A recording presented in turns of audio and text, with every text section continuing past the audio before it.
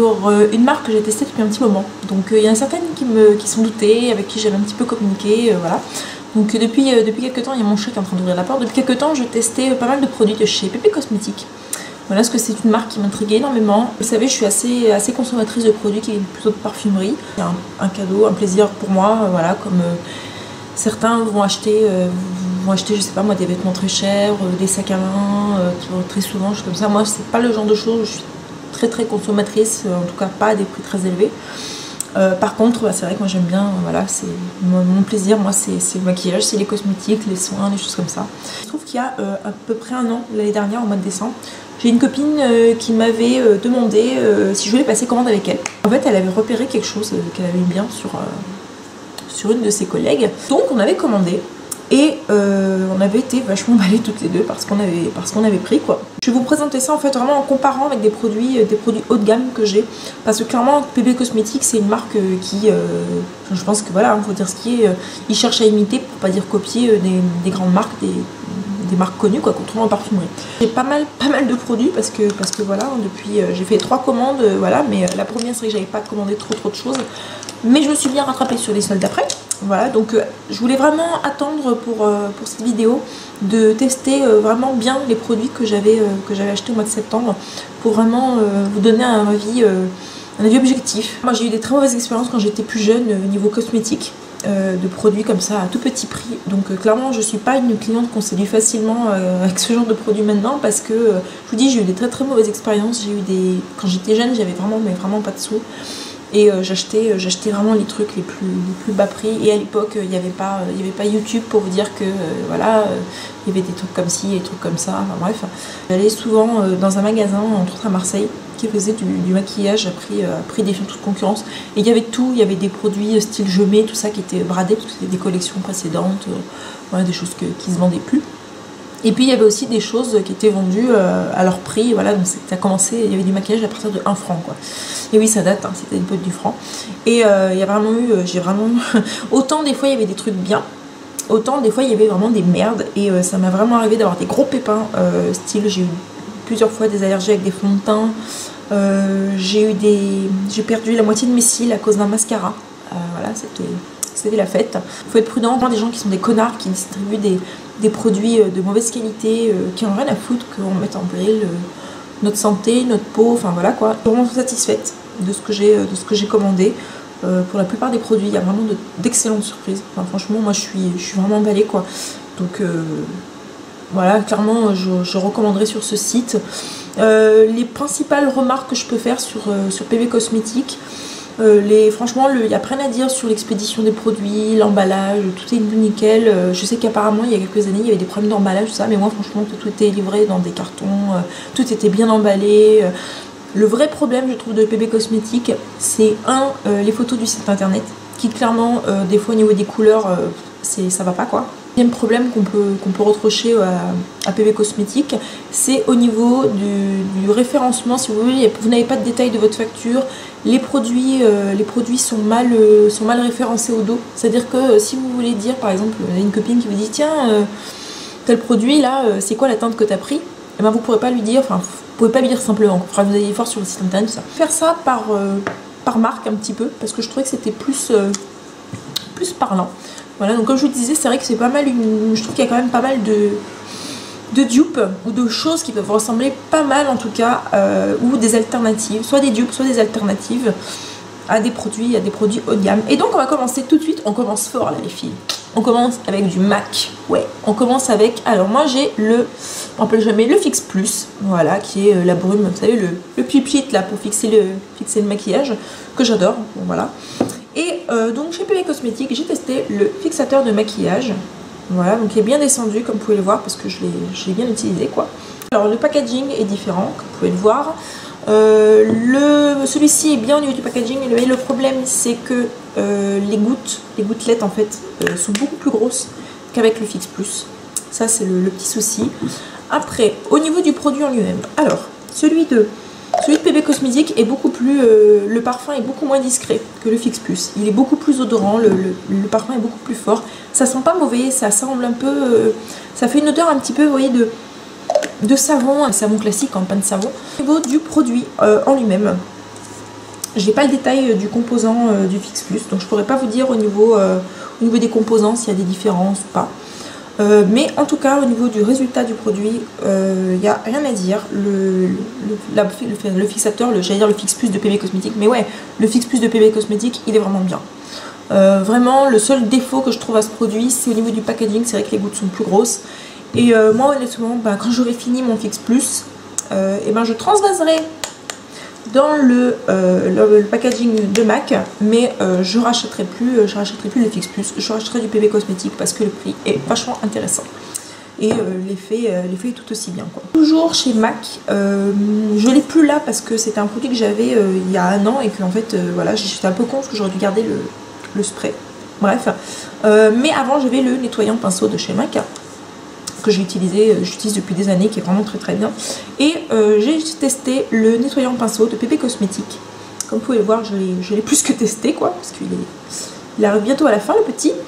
Et il est très très bien, vraiment, il n'y a rien à dire. Là, clairement, je rachèterai pas celui de MAC, je rachèterai celui de PB Cosmétique parce qu'il est vraiment très très bien, quoi. Après, chez Make Up Forever, j'ai la poudre HD. Voilà, donc la High Definition Powder. Et donc j'ai testé chez PB Cosmétique la poudre invisible pour un teint parfait, n'est-ce pas?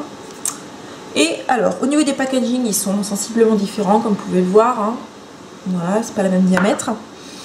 Au niveau des tamis, ils sont pas pareils non plus. Je vous montre ça. Voilà, donc celui de PB Cosmétique a des trous qui sont... Ah, vous voyez rien du tout là. Si vous voyez, on a des trous qui sont beaucoup plus gros. Alors je suis désolée, c'est un petit peu coloré parce qu'en fait j'ai utilisé un pinceau, il y avait de la poudre dessus sans m'en rendre compte et j'ai un peu pourri mon truc, qu'importe. Et donc là, le tamis, là ce que vous allez voir, voilà, le tamis est beaucoup plus... Les trous sont beaucoup plus petits. Alors, au niveau des packaging, je préfère celui de PB Cosmétique parce qu'il est plus grand. Et donc je trouve que c'est beaucoup plus pratique avec un gros pinceau poudre pour prendre le produit. Après, au niveau des produits en eux-mêmes, du composant, alors je suis surprise de vous dire ça parce que franchement j'adore la Make Up Forever. Mais vraiment la HD, je la trouve très très bien, enfin elle me plaît beaucoup, quoi. Mais je trouve que celle-là est mieux parce que alors la texture est exactement la même. Il n'y a aucune différence au niveau de la texture, franchement, voilà. Je trouve qu'elle fait pas le fini un peu blanc que peut faire la Make Up Forever. Et alors moi, dans mon cas, c'est plus un inconvénient parce que j'ai la peau vraiment hyper sèche, mais elle est vraiment très matifiante. Donc elle a tendance à un petit peu à sécher, mais sinon elle est top, quoi. Et clairement, bah là c'est pareil. Quand j'aurai fini la HD, je rachèterai pas. Je rachèterai la PB Cosmétique parce qu'elle est vraiment très bien, quoi. Après, toujours chez Make Up Forever, alors là je n'en ai plus parce que voilà, je l'ai donné il y a quelques années. Mais j'avais avant la Diamond Shadow de Make Up Forever, la poudre de diamant, vous savez, c'est l'espèce de petit truc pailleté qu'on peut mettre, poudre pailletée en fait, hein, qu'on peut mettre en fard sur les yeux, tout ça. Et j'en avais qu'un seul, coûte quand même vachement cher, je crois que ça coûte dans les 20-22 €, un truc comme ça. J'ai testé donc celle de PB Cosmétique, donc ils appellent ça aussi poudre de diamant. Alors j'en ai deux. Voilà, une qui est plus voilà, un peu blanche, blanchirisée là, et l'autre qui est, alors je sais plus le nom, je crois que c'est vert olive, un truc comme ça. Donc la vert olive, je vais pas trop le pencher parce que je viens de l'éclater à moitié sur le sol, il y a des paillettes absolument partout dans ma chambre. Voilà, et donc franchement la différence elle est vraiment mais infime. Les Make Up Forever sont un tout petit peu moins fine au niveau des paillettes, mais franchement vous voyez pas la différence, quoi. Si vous aussi, enfin c'est vraiment, faut vraiment les chipoter pour voir la différence, quoi. Il y a pas mal de couleurs aussi, donc c'est quand même assez intéressant. Après, alors là par contre c'est un produit que je n'ai pas acheté parce que je trouve qu'il est assez cher et que voilà, je savais que j'aurais pas l'utilité d'en mettre aussi souvent que j'aurais pu le faire il y a quelques années. Par contre, j'ai une copine qui en a et on a comparé en fait ce qu'elle avait elle avec ça. Et donc ce sont les caviar manucure. Alors la caviar manucure de Ciaté, vous savez, coûte dans les 20 € si je ne me trompe pas. Donc c'est un kit, vous avez le vernis à ongles plus les perles. Alors là chez PB Cosmétique, ils ne vous vendent que les perles. Voilà, donc si vous voulez un vernis en plus, bah, vous achetez un vernis en plus, hein. La multicolore, alors la multicolore de PB Cosmétique est exactement la même que celle de Ciaté au niveau des teintes. Mais vraiment, c'est vraiment, c'est pile poil ça, quoi. Vous voyez pas de différence au niveau des couleurs. La seule différence, et franchement, il faut vraiment regarder, mais vraiment dans le détail. Ils sont un tout petit peu plus larges que les Ciaté, mais c'est vraiment, vraiment pas beaucoup. Après, moi j'ai pris la noire. Alors par contre, la noire, elle n'est pas comme la caviar manucure de Ciaté. C'est-à-dire que la caviar manucure de Ciaté, elle est noire avec des perles, des petites perles bleues à l'intérieur en plus. Là par contre, non. Celle de PB Cosmétiques, c'est uniquement des perles noires.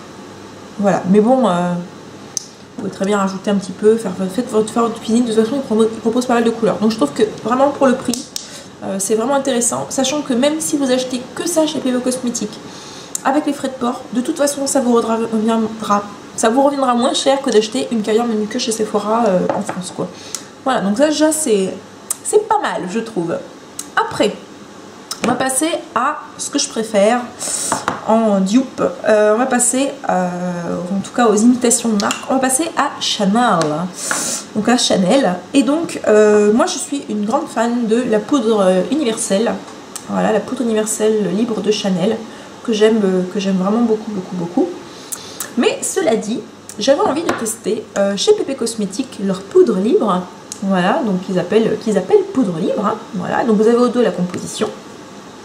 Alors, la différence, donc déjà le packaging au niveau des tailles, hein, voilà, de manière surprenante, c'est le haut de gamme qui est le plus gros, parce que d'habitude c'est plutôt l'inverse. Mais bon, voilà, c'est.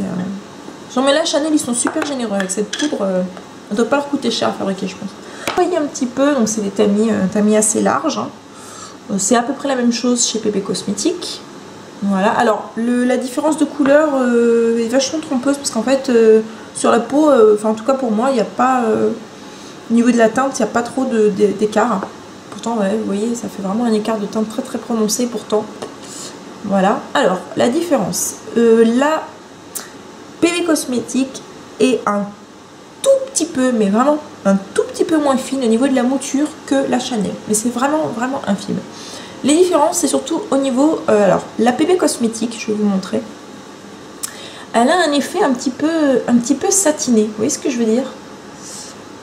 Et ça, je pense que c'est dû à la présence de mica. Il y a du mica dans la PB Cosmétique qu'il n'y a pas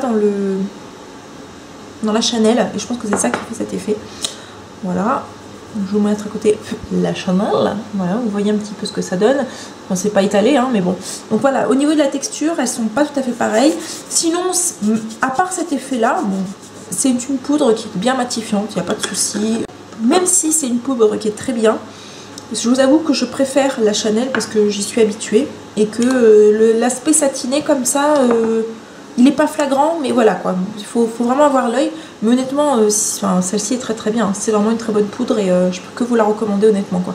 Même si je préfère celle-ci, c'est quand même une très bonne poudre. Ensuite, toujours chez Chanel. Alors, j'ai un... donc là, c'est un gloss de chez Chanel que j'ai. Voilà.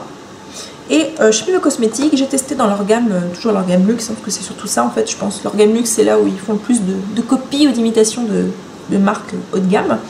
Donc j'ai testé le gloss. Voilà, donc vous pouvez le voir au niveau des packaging, c'est quand même vachement similaire. Voilà, ils ne mettent pas le logo, mais c'est vraiment parce qu'ils ne peuvent pas. Hein. Donc les embouts sont identiques. Voilà. Par contre, alors, les différences sont au niveau du produit en lui-même, vraiment. Le PB Cosmétique a vraiment une odeur beaucoup plus sucrée que le Chanel. L'odeur du Chanel est vraiment beaucoup plus discret. La texture est très différente. La texture du PB Cosmétique n'est pas désagréable en soi, mais elle est plus sèche. Ça fait une texture beaucoup plus sèche que le Chanel qui a une texture plus...